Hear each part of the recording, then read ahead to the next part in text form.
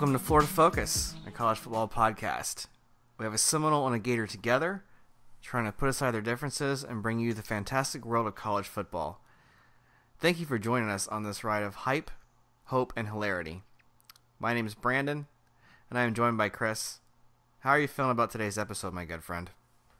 Really good. It's always an exciting time. The draft is upon us or close to us. The combine's going on right now, and it's just an interesting time to see where players are going to end up at, and which players that you didn't care for in college you might be rooting for, or Right. where your team's players are going to end up, and you hope that they obviously go to a team that you like, but just interesting to see if they fall or if they go higher than what you expected.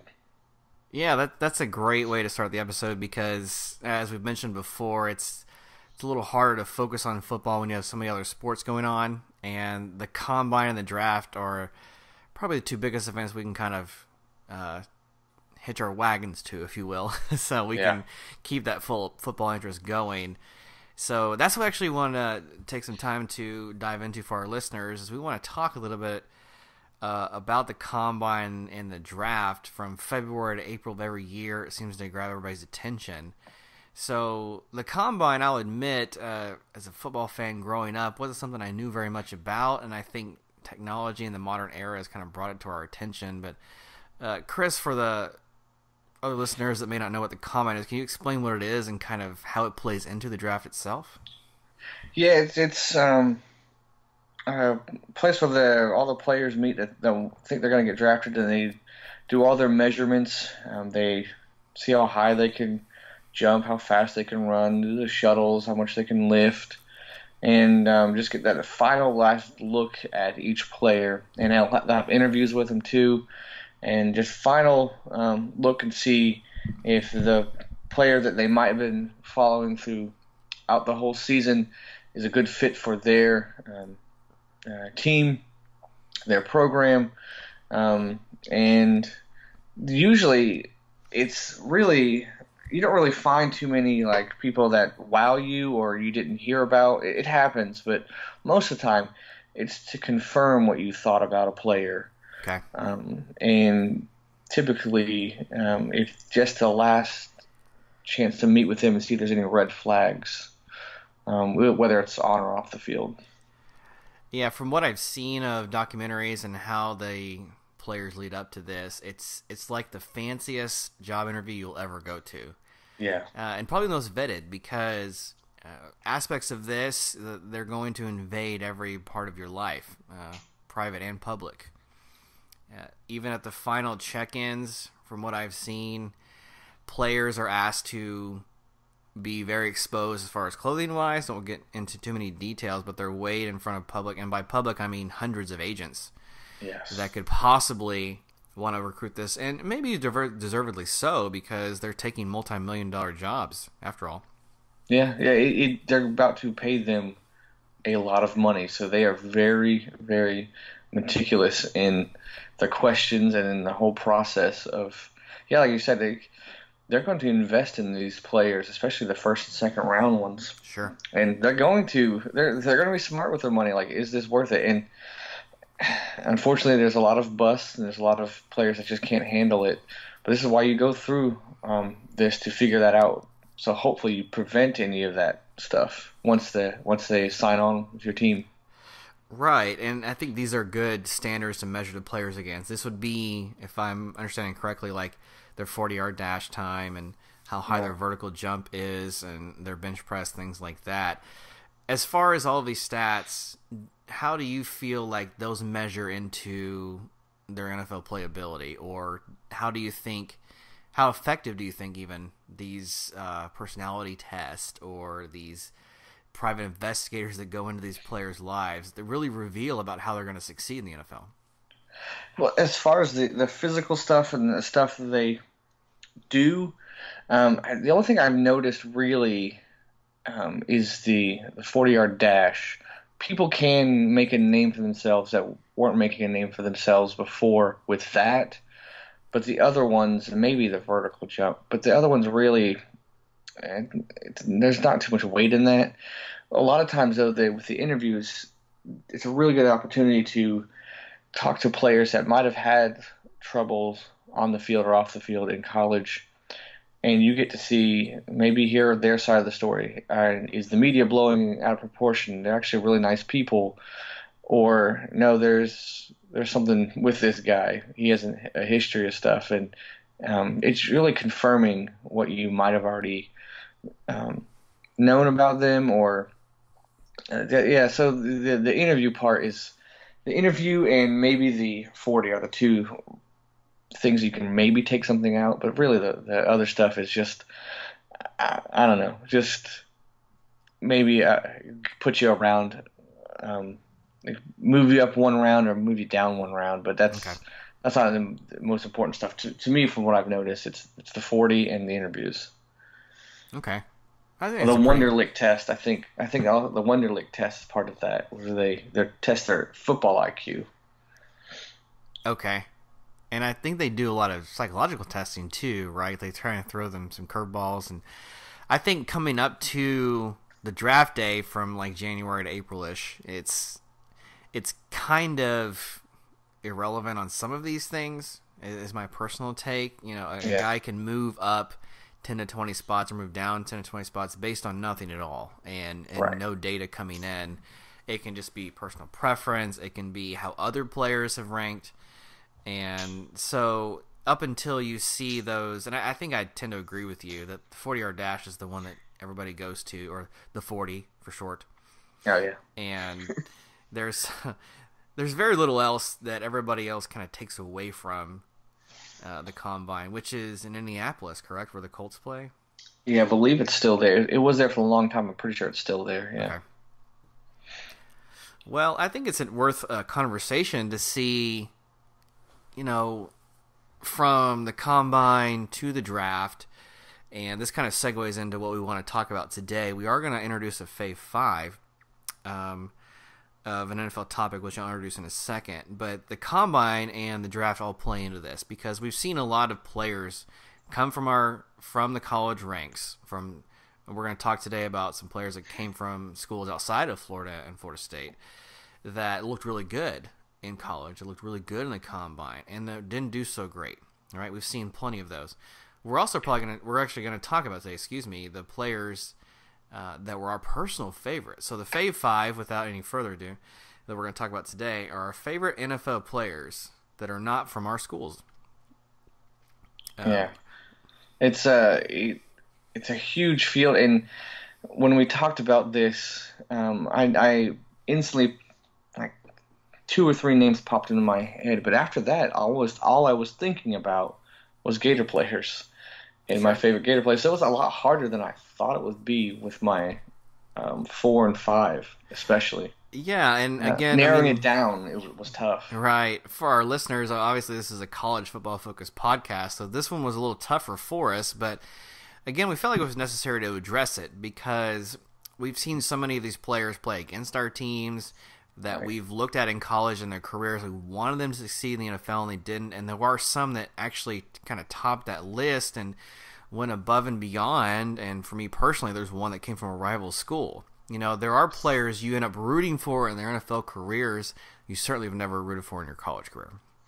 Yeah, I have a couple of rivals on my list too, and it's interesting. It's a weird thing to see people that for 4 years you're like you did not like them, but maybe they either landed on your team in the NFL or Right. they just turn out to be nice people or whatever it is, or you respect their game. You're like, okay, you're not that bad. It's been several years since we played against you, and you start to actually root for them. And especially players that were against rivals or teams that you did not care about, or in college, and you're like, you start to see yourself liking them and maybe even rooting for them. Sure. And just that switch from college to pro it's an interesting thing. It's some more than others. Some you can't shake off that hatred for them. Right. Um, but it's pretty cool to see who you end up rooting for, and even you'll find out players that you like in the NFL, and then you research and find out I didn't realize they played at this college, or a college I didn't like, or a college that I did like, and it's interesting to find that. That's why I love the draft, is to see where players go, and it's real fun to you go down a roster on a team, and I play this game with myself. Like, can I name which college they came from? Right. And you get that with the draft. Yeah, there's surprisingly some pretty historic players that come from schools you would never think of. Correct. And again, to reiterate, some players from major schools that don't amount to much. So let's go ahead and dive into it. This is going to be a fun one. And again, for our listeners, Chris and I don't discuss these lists in advance. That kind of adds the surprise of it. So I really do want to see if some of our players end up being on the same list on both sides. Very interesting. I'm pretty sure we have one. Okay. But I don't know the rest. But I'm pretty sure we have one. I'm pretty confident to say that it's only one this time, because some of mine are a little bit different than people would think. So the way we'll do this is I'll start with number 5, and then we'll throw it to Chris, and I'll go back to 4. So number 5, favorite. Wait, you want to explain the ice kicker? Oh yes. Real quick. Thanks for reminding me. So we certainly don't want to step on each other's toes. So we've invented a term that if somebody begins to talk about a player too much and that player ends up being on the next person's list, the other person will kindly say, okay, time out, I'm going to ice the kicker. So this term derives from the strategy in a football game where you would throw a timeout in to kind of throw off a kicker who's going to either tie the game or win the game late in the stages or overtime to delay that. So we throw that term out if we don't want that topic to go too much into detail, because we don't want to repeat ourselves for you. Right. We want to give them time to think about it, just like a kicker at the end of a game. Yeah. Or maybe change their mind and shank it. I don't know. But oh yeah, there we go. So if I get into something, Chris, or vice versa, I'll be sure to throw that term out. Thank you for reminding. Yeah, no problem. That's what I'm here for. Yeah, well, yeah, there you go. Number 5 for me, favorite NFL player, not from a school of mine. It is Michael Vick. I am actually a really big fan of his playing career. Man, that's a good pick, man. Oh man, that should be on my list. I do ask that everybody put aside his personal life on this one, because I realize that overshadows what he did as a player. Yeah. But from Virginia Tech, obviously a great player there. His athletic ability was fantastic. I actually wasn't lucky enough to see him play in person, but everybody that was said his speed is underrated, and it was so much faster than you can ever imagine. He, as a college player, as a very young talent, he took his team all the way to the national championship, and lost to Florida State, as we might know. But his NFL career, he was, to me, the best fit quarterback in the history of the Falcons. He was so ready for that town. He was so ready to bring them from where they were. He was able to take what was kind of a mediocre franchise and make them great. I think the only thing that pulled him back was that there wasn't enough coaching in the NFL to harness his talent. I'm not even sure early in his career that it was totally his fault, and I would say mostly it was that he was so innovative and so different that nobody knew exactly how to channel his gift. Now, admittedly, it's very hard to base your offense off of chaos, which is what he brought to it. You know, a play would break down, he would just run. Right. And that's very difficult to scheme against, which is why he succeeded running the ball. But it's also hard to plan for. And so offenses under him wouldn't succeed, and he would often go 8-8. I think he made the playoffs once with the Falcons, if I remember correctly, and I think they lost that game. But, man, to see what he did and the way the fans rallied around him in Atlanta, it was something special. And, you know, after his personal issues, he came back to the NFL. Of course, things didn't quite work out. He did start a few games and made some practice squads. But to see him play early in his career with the Falcons, he definitely warrants my number 5. Yeah, I'm like I said, that's a really good pick. And if I thought more about it, he might have made the list. He was a guy that was so ahead of his time. Mm-hmm. That to have someone who could do that at the quarterback position, you see it in college, Right. prior to him, but never in the NFL, and to succeed like he did. And yeah, the speed was one thing, but if you had seen him throw the ball, it wasn't like he put his whole body into it. He just flicked the wrist and it would travel, Right. 40, 50 yards with ease. And yeah, that's a really good pick. And he was electric. That's the way to describe him. And it is hard to separate what he did off the field, Right. and because there were some horrible, horrible things he did. But to his credit, he owned up to it. He took time away from the game and worked real hard to get back to the game. And so I give him respect for that. But yeah, that's a good pick. He definitely was someone that even at Virginia Tech, I'd love to watch him run around and scramble and make plays. And he just seemed like he was a step ahead of everybody, literally. A step ahead of everybody when he was running the ball. Absolutely. A couple of thoughts on that is just to wind it up is, yes, I couldn't agree more, and you said it better than I did, is ahead of his time, and that's why it was so hard to make him with his team successful. But part of this, and this is a theme you'll see with my other picks, is his success story and how he worked his way back. He made his good graces, he paid his dues, and he's currently, as of this recording, 2018, he's the commentator for, I think, either NFL or CBS, and so he's certainly a voice that fans were trusting, and that's exactly where he deserves to be. Yeah, that's a good one. All right, so my number 5, also a quarterback, Brett Lorenzo Favre. Hey. Yes, that's his middle name, Lorenzo. I didn't know that. So this is another guy that a little bit ahead of his time in that he was a gunslinger, and he had a huge arm, but he was also risky too, and that's what drew eyes upon him.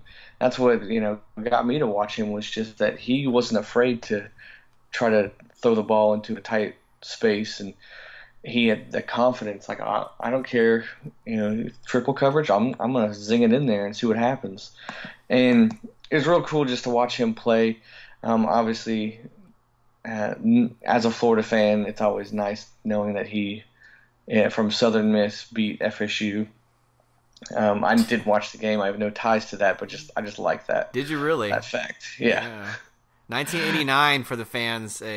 That was the only time the last time Florida State lost in Jacksonville was to Brett Favre and Southern Miss. Yeah. So that kind of helps it too. But really, I really like that. But what really sticks out to me the most about him was just his energy.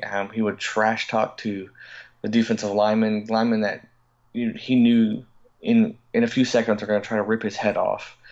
But he got in their face and he would trash talk. But it was real good to see him when he won the Super Bowl, just how happy and excited he was. He was like a little kid out playing in the backyard, even in his later days with the Vikings and other teams. He still had that little kid mentality of, hey, we're just out here having fun. And I was like, hey, I'm a little kid. I'm going to go out here and have fun. So it was really cool to see him on the biggest stage act like a little kid. And but really, it inspired me, and when I was a little kid, to play football, and how I played football was just okay. It's just a game, and that's all it is, and don't take it too serious. But it was good to see him finally win it, and it just really enjoyed watching him growing up, especially.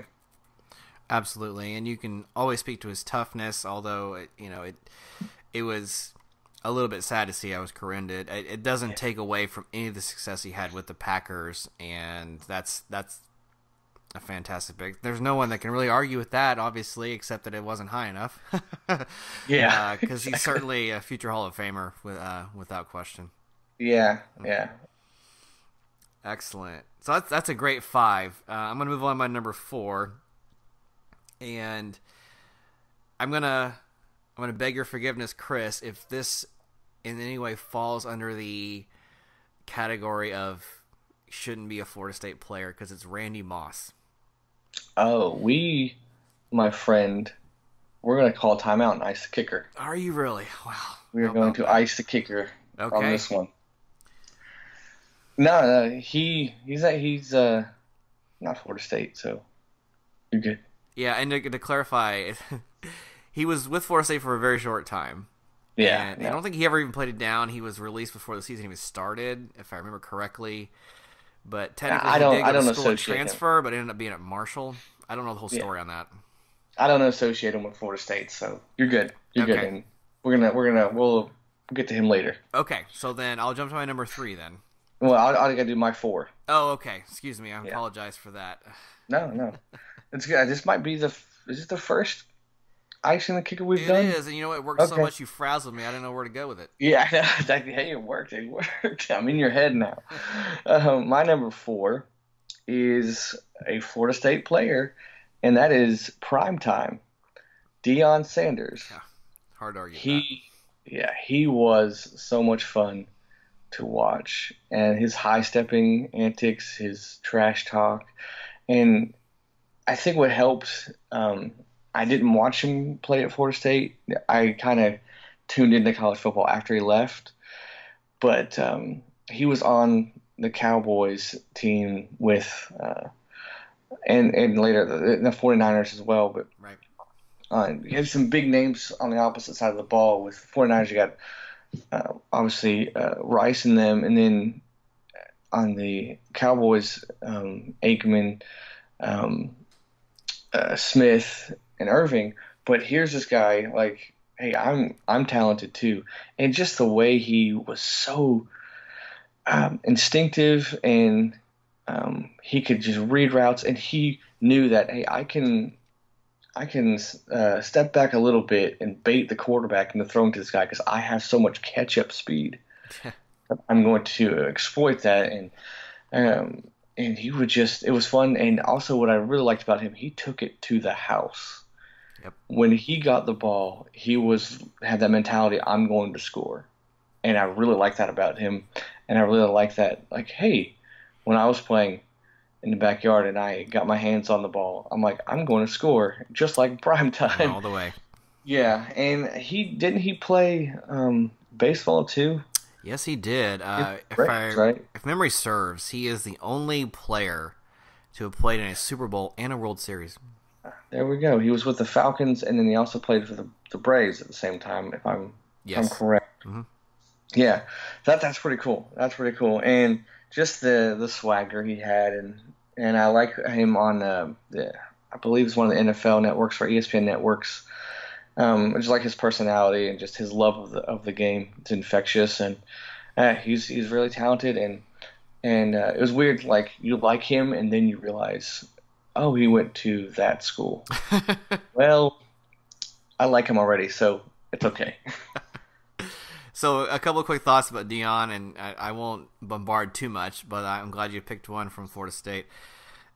I was talking to my mother, and my mother's not a very big sports fan. I'll be very surprised if she listens to this, but if she does, I love you, Mom, and thanks for listening.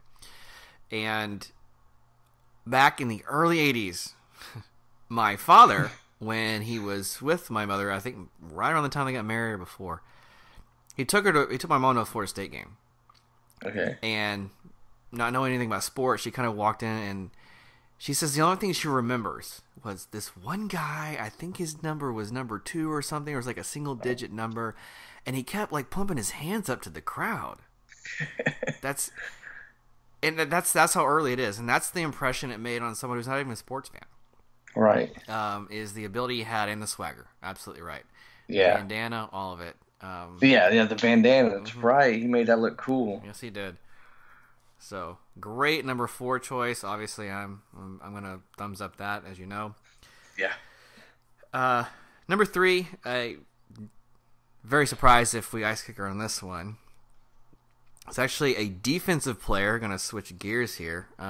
from Wisconsin. That's J.J. Watt. Oh, okay. There's a lot of reasons why I like him. I think it's, in this day and age, very rare and hard to build your team around one defensive player, and the Texans have done it.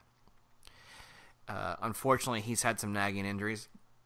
Yeah. And it's made those seasons tough. But when he's healthy, he's clearly the best defensive lineman in the game right now. Yeah. It's one thing to speak about that, but it's also one thing to look at his humanitarian efforts. And in the wake of 2017, when Hurricane Harvey hit Houston very hard, he raised what ended up being millions of dollars to help with this effort. And I believe won the Walter Payton Award in 2017-2018 season. And well deserved. It's crazy to see him do that from just a single social media reach out. It's even more humorous and just enlightening to see him do Papa John's commercials or to reach people in other ways other than the football field. And in reality, that's where a lot of my votes are going to come from players that do that. Football is a game and we love it, but in the end, it is a distraction. And it's something that needs to be used as a platform to go to other venues, and that's exactly what he's used it for and done well at it. Yeah, he's a freak. Freak athlete. And yeah, the one thing that now sticks out to me is the stuff he's done off the field, especially with Houston and the funds he raised. And it's for such a high-profile athlete to do what he did says a lot about him and how humble he is. And like I said, he's pretty funny. He's pretty funny in the commercials and the interviews I've seen of him, and it's just a more relatable guy. You're like, man, you have it all. I know. I don't remember ever watching him or hearing him at Wisconsin. Like I did not know him at all till he played for Houston. Yeah, as you mentioned earlier, and I'll have to fully admit this, as much as I know about college football, I had to look up where he was from. I had no idea. And I think what brought it to my attention was I was watching a Wisconsin basketball game, of all things, and he was sitting in the stands. I'm like, why is he doing that? Wait, let's go back. Why were you watching a Wisconsin basketball game? It was probably Sunday afternoon or, Saturday at noon, and I really wanted to watch a 38-33 final in the Big Ten. I just had that urge. Okay. That's just the most random. So I was watching a Wisconsin basketball game. Anyway, he was in the audience. I apologize. He was in the audience. Go. Yeah, I didn't know why he was there, and so I was like, I'm sure the internet's going to tell me why. Sure enough, he was a Wisconsin Badger. I don't really watch a lot of Big Ten basketball or Big Ten football, so it kind of shocked me to know he was there. I bet he was asking himself the same thing. Why am I watching a Wisconsin basketball game? How did I get here? Have you gotten an award at halftime? One of those deals? Yeah, I know. Possible. They play basketball. Yeah, that's a good point. And you know what? I'll admit that I don't know why I was watching that game to start with. That's great. I'm a little ashamed to admit that without even thinking that through. So next on Unsolved Mysteries. To go back and reevaluate some of my choices in the weekends. Yeah, after that. For real. All right. So that was my number 3. So we'll move on to yours now. Your number 3. Yeah. All right, and we might be icing the kicker on this, but this is Peyton Manning. Yep, we're definitely icing the kicker on this one. Icing the kicker. All right. I was expecting just one on this list. That's 2 already. Okay. Oh yeah, that's the one I thought was definitely going to be Peyton. And before we move on, I'll go to my number 2 next. Peyton Manning went to the University of Tennessee, which was not the alma mater of his father or brother after him. Yeah, bucking the trend there. Absolutely. So you had him at number 3. Interesting. Okay. So I was kicker on that one. So we'll get back to that in a second. My number 2. Favorite NFL player from a school not Florida State is actually from a rival school of Miami, and that is Ray Lewis. Oh, wow. Okay. You're going to see a trend here, the similarities with the talent, with the leadership skills. Ray Lewis, to me, embodies a lot of what NFL coaches should have. Yeah. I don't know if anybody has the time. I think you would really benefit from looking up just some speeches from when Ray Lewis was a player, and not even when his team is successful, but after a loss. He speaks above and beyond his own age. It is incredible. I was motivated by a speech he gave after the Ravens lost in the playoffs, and I wasn't even a player. This guy has a unique ability to motivate people, and it's simply fantastic. His leadership skills are above reproach, and I would play for him in a heartbeat. I wouldn't care if it was croquet, lacrosse. He's my coach. I'm playing for Ray Lewis. Let's do this. I would love to see him. I would have to learn the rules first. Right. Yeah. I would do those sports. I would love to see him coach like curling or something. That'd be great. Or get him to coach an Olympic sport, right? Curling. Yeah, that'd be fun. Pick an Olympic sport and have him coach it. He would. I'd tune in. I'm tuning in and I'm going to play. Exactly.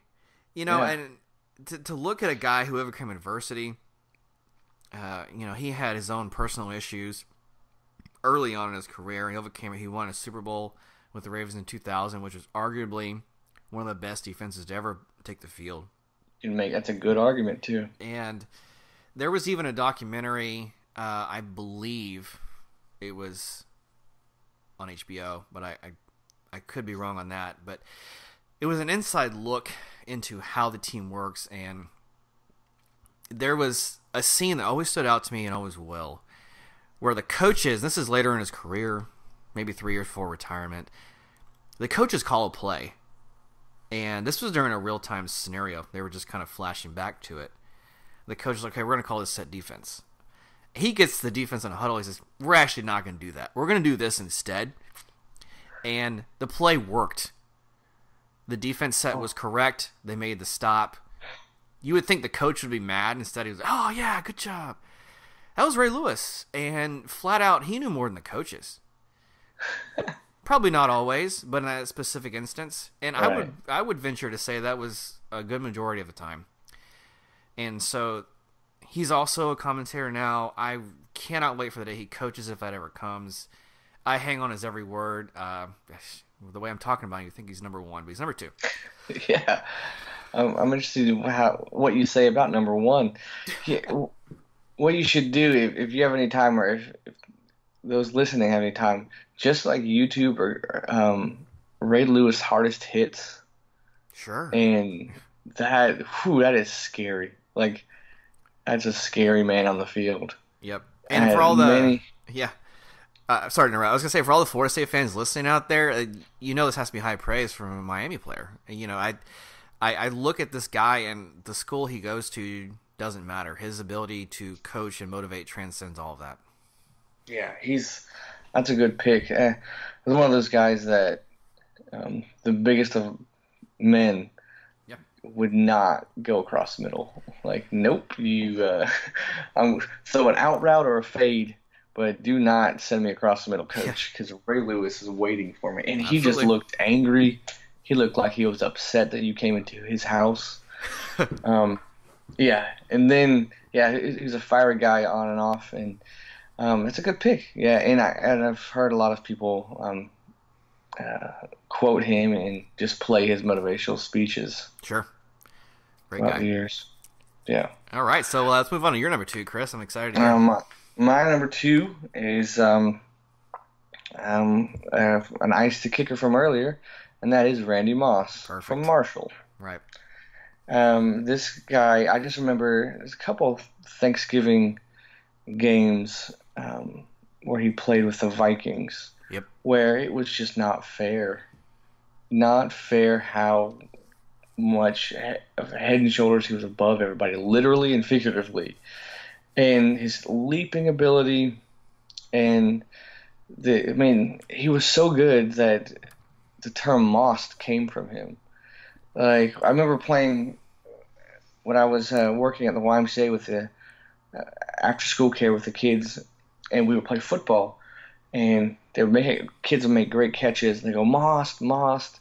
I'm like, do you even know where that comes from? They're like, no. I'm like, Randy Moss? Like, who? I'm like, why are you saying this if you don't know? I don't know. Wow. But Yeah, kids. But it comes from the idea that someone, when you throw a football, someone jumps over someone to catch it, and it's called being mossed. You got mossed, and that's because that's what Randy Moss did to people. Yep. He just jumped, either he outran you and ran past you and caught it, or jumped over you and caught it. And he was just so fun to watch, especially with the Vikings. And then you go back and watch some tape with him on Marshall and putting them on the map first. And just like, I don't know if I've ever seen a receiver like him. Just so fast and great hands and able to out jump everybody. Just really, really fun to watch. Couldn't have said that any better.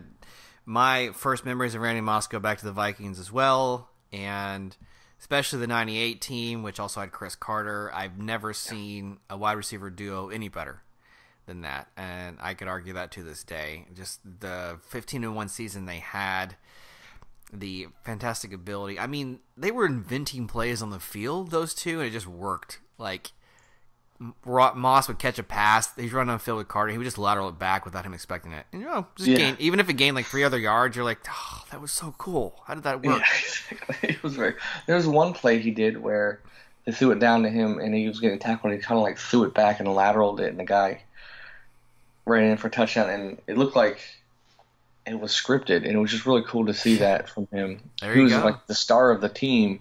Yep. To say, no, I won't score the touchdown, I'll just set it up. That's really cool. And I know he's had a bunch of issues with the media, and he's very outspoken and all that stuff. But that's just who he was, and he wore his emotions on his sleeve. But and it was pretty cool to see him transition to the Patriots, who's like, hey, don't say anything at all. Just put your head down and win. And he did that too. He was able to do that with them, and that was really cool to see. That to me more cemented his legacy as a high pick for me, because obviously with the Vikings, unstoppable, what a great season. But then he gets traded and he goes to Oakland, and most people, myself included, think Oakland's not a place you can succeed. And sure enough, it didn't work out. So then you think, okay, he's probably done.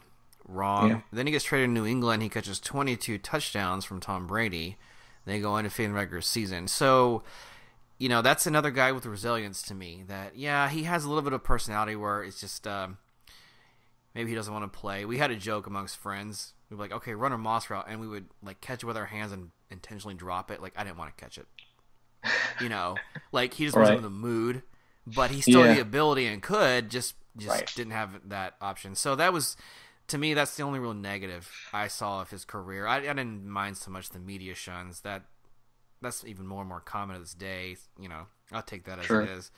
But to see how he came back and to see that career, and there's a lot of good documentaries out there about his past, and to go from a Marshall, which just nothing school at the time, and just to do all these fantastic things, and to come back from a blip at Florida State, but to be a Heisman finalist, go to New York City with the likes of Peyton Manning and Ryan Leaf, Charles Woodson. That's to me tells me right there he made Marshall what it is, and to go down as one of the greatest NFL wide receivers is totally deserved. Yeah, it's he's always going to be my favorite receiver. I don't know if anyone's going to come around that's going to change that for me. Right. With the caveat that the catch rules were a little different then, but that's a whole other ball of wax. And although I will say, Megatron, Calvin Johnson, he was working his way up the ladder. Sure. He was definitely working his way up the ladder. But yeah, Moss is definitely on top. Excellent. So that was your number 2, correct? Mm-hmm. Yep. So we'll go to my number 1, which was, I believe, your number 3, and that was Mr. Peyton Manning. Yep. So I'll throw a couple of thoughts out there, and I'm sure when you reply, I'll think of some things that I've missed. But Peyton Manning went to Tennessee.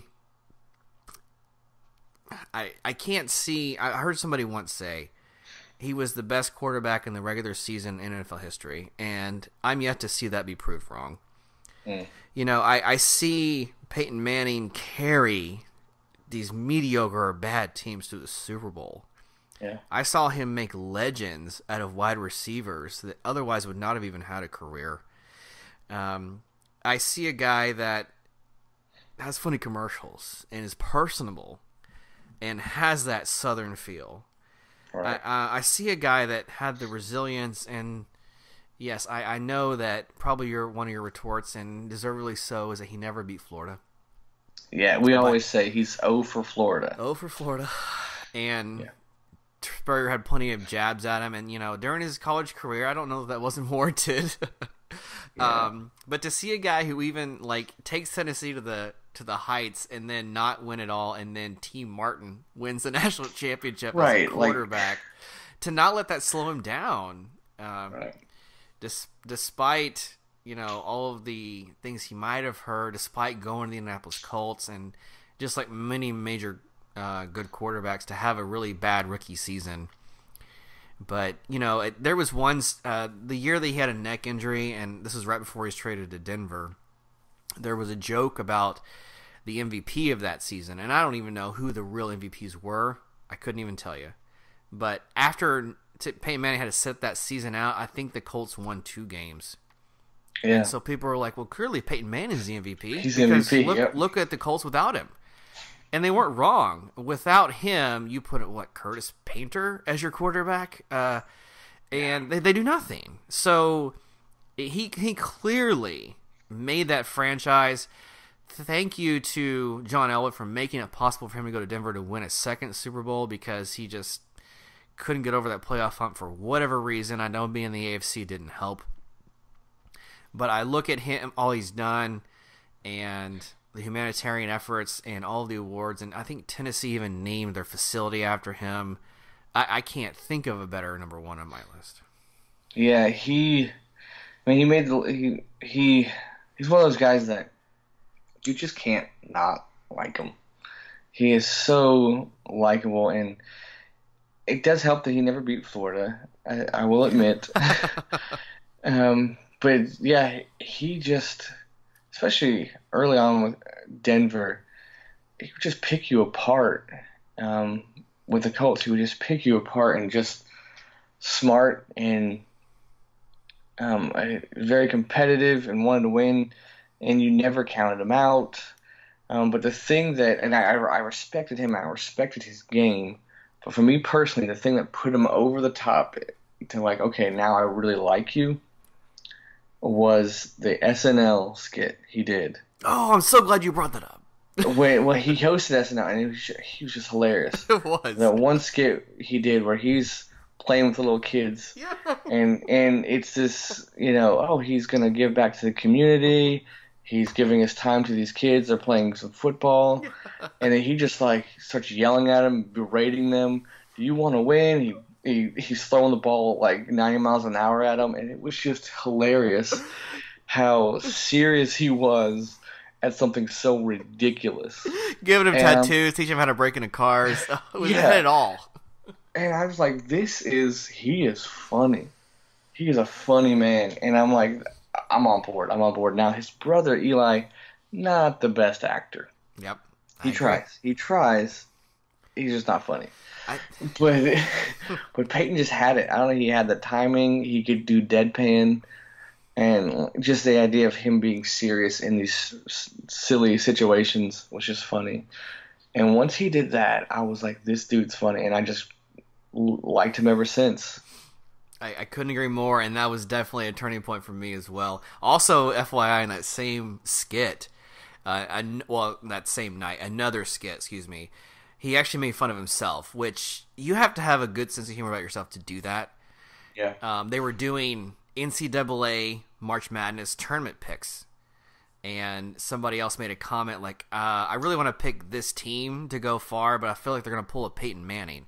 And on the other side of that, he was playing another sports commentator, obviously not as himself.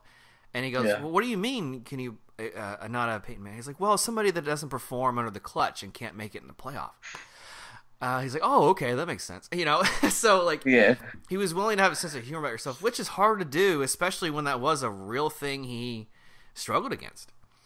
Yeah. Was his playoff success.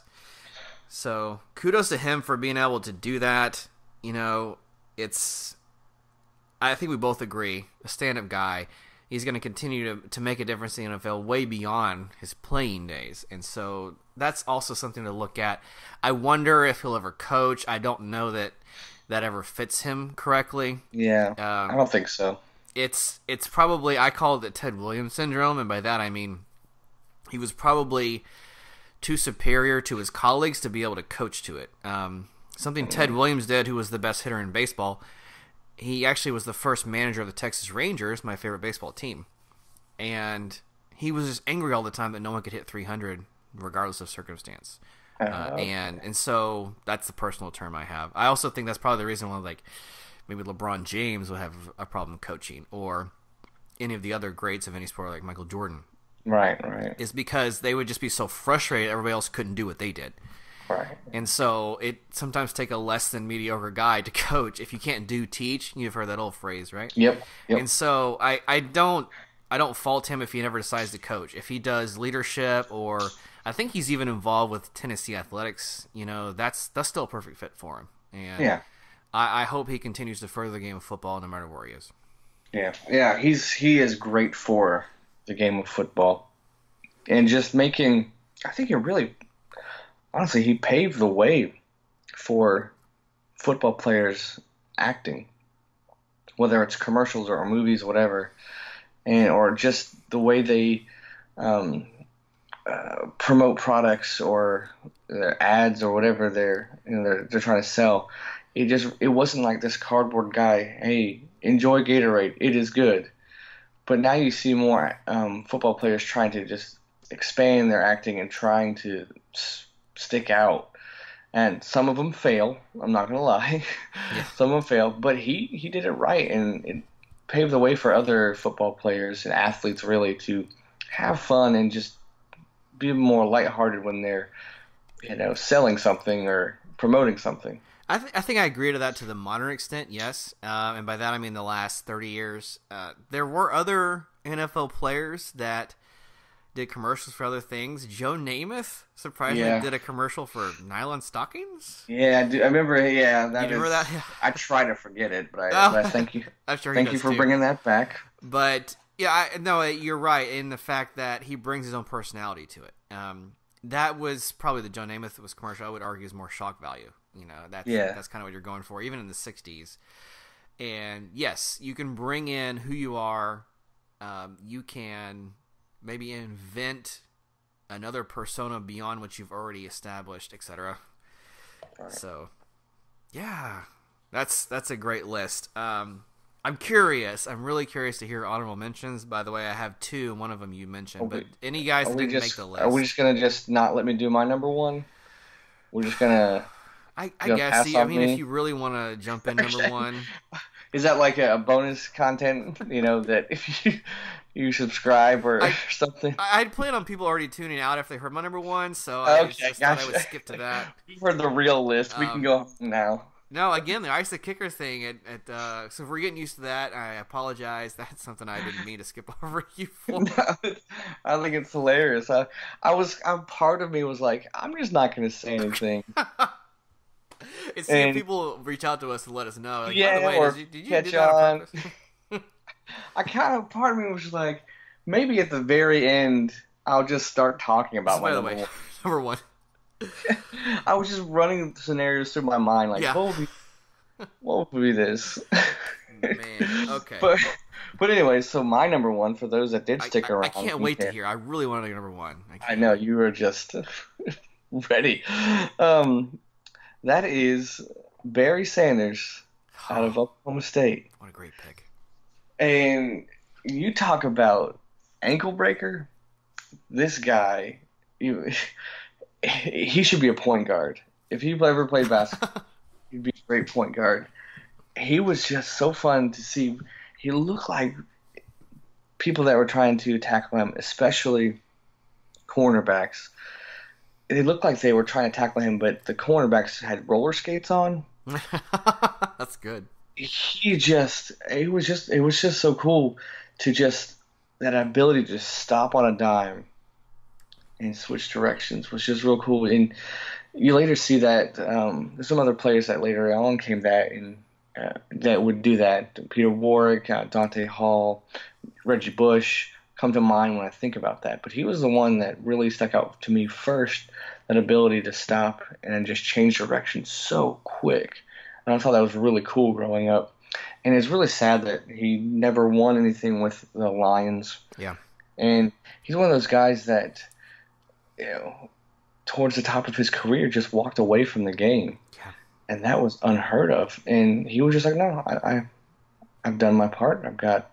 I'm set on money and I'm done. And sometimes you hear talks about him trying to come back and he was like, nope, I'm done. And I don't hate the game. I don't hate people. I've just done. I've run my course. And he's a nice guy. And then later on, you see him pop up in some commercials. So that was weird to see it. But hey, do it the way you want to do it. And that's totally fine, and I respect that. But it was just kind of odd the way he just abruptly left. But when he was playing, so much fun to watch. Couldn't agree more. He was so elusive. I don't think there's anyone that's even tried to duplicate it. And you know, I'm really glad you mentioned the fact that he decided to step down when he did. When he retired, he was second all-time in rushing yards behind Emmitt Smith, a Florida Gator. Shout out there. Right. But you're right. He just said, you know, I've contributed what I can. And I also agree, it's sad to see that the Lions never won anything. Still, as of this recording, not in a Super Bowl. And that's tough for somebody like him to stomach, I'm sure. Yeah. But to know that he had the success he did, and he gave Detroit a reason to root. That's a lot, because they didn't have a whole lot, and I couldn't even name a quarterback from those time frames, but I knew Barry Sanders. Yeah, exactly. Yeah, that was the only player that for the longest time I would associate with that team. And I was very curious to see if he could replicate his moves and stuff when, like, if he didn't play on AstroTurf, didn't play in a dome for the majority of his games. Now you watch highlights and he still did that, but I'm very curious to see if he could continue to do that. You know, if it would change had he been on grass the whole time or most of the time. And you'd mentioned he played Oklahoma State. By the way, he played in the same backfield as Thurman Thomas. Yeah. What a running attack. Are you kidding me? Was that the year Gundy was the quarterback too? I don't even know. Like, can you imagine what a trio? That would have been a real good one. Didn't matter who you put in a quarterback, I guess. But I want to say that either Sanders was the starter and Thurman Thomas was the backup. I mean, something weird, like you had two clearly NFL-ready quarterbacks and they were fighting for playing time. Weird. Yeah.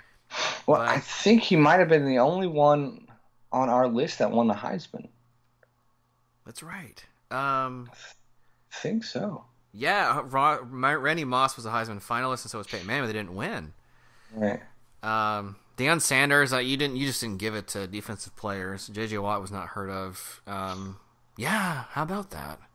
Yeah, I just realized that. And if I'm not mistaken, I know that currently Oklahoma State plays on AstroTurf. I couldn't speak to whether or not they did in the 80s, but I think they did, but I don't remember. It would make sense because it does get cold there and it's outdoor. But that's a great question, and that's one of the things that you could even put up against any player that's indoor their entire career is whether or not they could have faced up against the elements and played on real grass or played out in the cold or extreme heat, whatever it may be. I mean, even go back to Randy Moss in Minnesota, and I think Marshall might have been turf back then too. Right, I think so. Yeah, but I don't know that it would slow him down that much, in my opinion. He was pretty good. He had an eye, and he was able to read the defenders so well. I don't think it would have made it, but we'll never know, of course. Yeah, it helps that he was a shorter back and lower to the ground, and able to change directions real quick. Yep, but it's certainly worth a highlight reel look for people that just want to see some nasty moves. He certainly had them. Yeah, exactly. Go to YouTube and watch his highlights. After you watch ours. Fun. Yes, please. After you then go watch some Barry. Yeah. Yeah. So that's excellent. All right. Well, I think we got through our number ones. Make sure I'm not skipping you. Did we get everything through there? Yeah, Okay. we're good. Then So we'll do some honorable mentions now. If that's okay with you, I don't want. I think it's good. I mean, let me double check. Yes, all mine are red. All mine are perfect. I actually did have Brett Favre as an honorable mention, and I feel like you covered that enough. I don't know if there's anything else to mention as far as his career goes. I was kind of sad to see his last 2 seasons with the Vikings. Every time he got hit, it just took him so long to get up. Yeah. And that could have been the continuing cold weather. It doesn't matter. It still doesn't taint his legacy to me. The year that they lost to the Vikings lost to the Saints in the NFC Championship game. I would have liked to have seen them at least see him play one more Super Bowl. Just because of the rarity that it was to have a quarterback take 2 different teams to a Super Bowl. I think to this day only a handful or less have done it. Right. And maybe only 1 or 2 have actually won with 2 different teams. So that to me would have been something really neat to see. I think that was 2009, if I'm not mistaken. And after that, he just wasn't the same. But still great, still tough. He's still that face of the South, going to Southern Miss and being the farm guy and the jeans commercials and with the dog. And, that still fits him very well. And I think he still had a fantastic career. So I put him on our mention. Yeah. Another one, and I know this one's off the wall. And I will fully admit there's not a lot of good reason, maybe a couple, that this guy should be on anyone's list. Mark Brunell of the Jacksonville Jaguars. Okay. And the reason I have him up there is because when Jacksonville was a brand new franchise in the late 90s, I just really took to them. I liked their colors. I liked their logo. I liked that they were Florida-based, even though I didn't live in Florida at the time. I liked that their first 2 seasons with Tom Coughlin as a coach, they made the AFC title game. I liked everything they were about. I always picked the Jaguars in the video games. Can't tell you why to this day. I just kind of took to the Jaguars right away, and I love that he was a lefty quarterback. By the way, he went to University of Washington, if anyone knew that. I didn't until I did a little research. Wow. But I was really fond of that guy. To this day, I don't even know where he is now, but I was always a fan of Mark Brunell. I think he was doing commentating for maybe CBS a while ago, but I don't know where he is now. Yeah. Well, that's my honorable mentions, and like I said, I don't have a lot of reason for Mark, but he's out there listening. I thank you for giving me some hope in some Florida teams.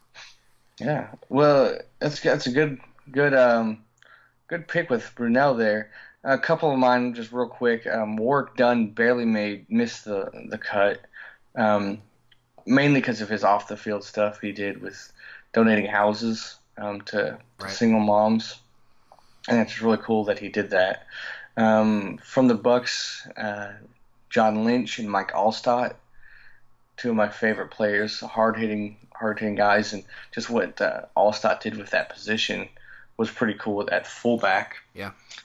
So those are the ones that really stick out. And then quarterbacks, Tom Brady's creeping up there. A lot of people are divided on the Patriots, but you cannot deny how good Tom Brady is, and maybe go down as the greatest quarterback. Absolutely. Jerry Rice comes to mind, and then Dan Marino. Living down here in Miami, he's really starting to creep up there on the list of favorites. But yeah, those are the honorable mentions of mine. I know it's a long list. Yeah, well, you had mentioned to me Work Done before, so I was a little surprised he wasn't in the top 5, but I understand why. He's number 6. If we got he just missed it.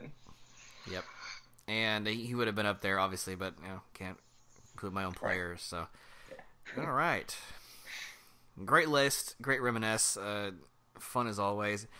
And we were hoping this reaches some fans at a time when football has a little bit of a doldrum, and there's a lot less to look forward to, except for the combine, which is just some guys running drills, and what the colleges are running spring games, and you have the draft coming up, which to me is only exciting for the first night. Other people may differ, but other than that, the coverage starts to wane, and you don't know a lot of the guys, but I think this is an inclusive list, and I feel like it was still an important topic for us to cover. Did you have any last thoughts on the combine or players from other schools or anything like that, Chris? I know. I just the combine and the spring games are. It's just that little taste, that last bit of taste of football before we go the into summer without football. It's kind of like the championship game in the Super Bowl is like the dessert of the meal, and the combine and the spring game is like you just licking the bowl of ice cream. Just that last little taste, taking a lick of the spoon before you put it into the dishwasher, and you have to wait for your next meal. That's just that last little bit of deliciousness that is football. I like that. That's a very good analogy, and that's probably how a lot of fans feel, is that there's just very little to scrape off the bottom, and we have to wait a long time for the next thing to come. Yeah. Right. Well, as always, we welcome your input as fans. Chris and I have gone through a pretty rigorous list here. We could have gone more, as always. We always have fun with it. We cut off each other unintentionally sometimes, and we wanted to include some players from our teams, but in the interest of the show, we didn't do that. But we want to know what your fave 5 NFL players are from other schools. So please hit us up. Chris, there's a lot of ways that fans can do that. Would you mind sharing with the fans how they can reach out to us to give us this input? Absolutely. Start off with going to our website at floridafocuspodcast.libsyn.com. That's Libsyn, Libsyn. Facebook and YouTube at Florida Focus Podcast. Hit us up at Twitter at Florida Focus Pod. And please feel free to email us at floridafocuspodcast@yahoo.com. We'd love to hear any suggestions of Fave 5s in the future. We want to hear who your Fave 5 is on this list, and see if we just missed some glaring ones. Maybe you're just yelling at us right now. How could we forget this guy? Tell us about it in a nice way. We'd love to hear your feedback on this for sure. Excellent. Couldn't sound any better. Thanks to the fans for listening. However you're reaching out to us, we really do appreciate it. Please give us some feedback. Continue to tell your friends about us, and we look forward to you guys joining us on the next episode. Any last thoughts, Chris, before we send our fans off? No, enjoy this time. Get the last bit of football as you can. Awesome. Take care, guys. Thanks. All right.